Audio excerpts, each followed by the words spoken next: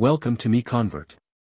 In this tutorial, I will show you how to convert E57 files to STL format, completely free and online. Open your browser and search for E57 to STL MiConvert.com. Click on the first result to go straight to the converter. You are now on the E57 to STL converter page.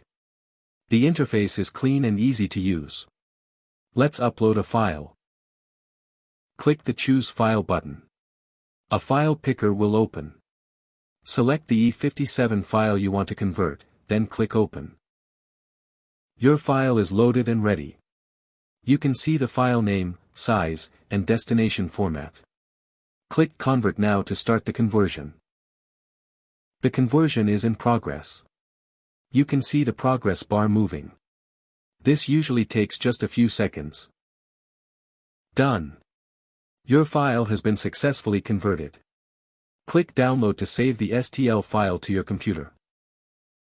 That's it. Visit MiConvert.com for more free conversion tools. Subscribe for more tutorials. Thanks for watching.